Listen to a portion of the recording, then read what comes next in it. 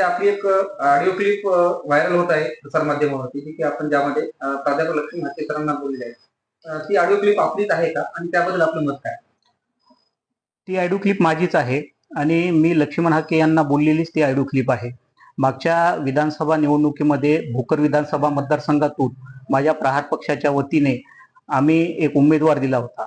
सदर उमेदवाराने शेवटच्या दिवशी म्हणजे 4 नोव्हेंबर 2024 रोजी आम्हाला कोणतीही पक्षाला कल्पना न देता त्याने उमेदवारी अर्ज मागे घेतला।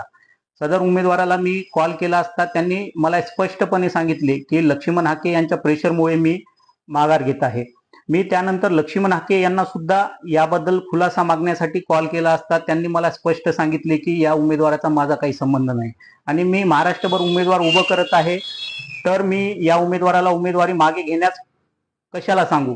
परंतु हेच लक्ष्मण हाके 7 नोव्हेंबर 2024 रोजी म्हणजे उमेदवारी अर्ज मागे घेण्याच्या 3 दिवस नंतर लोहा मतदारसंघामध्ये प्रचारार्थ आले असता त्यांच्या गाडीमध्ये हा उमेदवार उपस्थित होता। त्याचे सर्व पुरावे माझ्याकडे आहेत।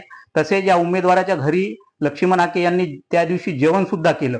त्यानंतर मी पत्रकार परिषद घेऊन लक्ष्मण हाके यांना खुलासा मागला असता त्यांच्याकडून कोणतीही प्रतिक्रिया आली नाही। त्यानंतर हा फुटलेला आमचा उमेदवार भाजपच्या अनेक स्टेजवर दिसला। अशोक चव्हाण यांच्या सोबत अनेक स्टेजवर तो दिसून आला। त्यावेळेस सुद्धा मी भाजपला खुलासा मागितला असता त्यांच्याकडून सुद्धा कोणतीही प्रतिक्रिया आली नाही। 12 नोव्हेंबर 2025 रोजी भोकर मतदारसंघातील भाजपचे अधिकृत उमेदवार श्रीजया चव्हाण यांच्या प्रचारार्थ पंकजा मुंडे या भोकर येथे आले असता त्या स्टेजवर सुद्धा हा उमेदवार उपस्थित होता।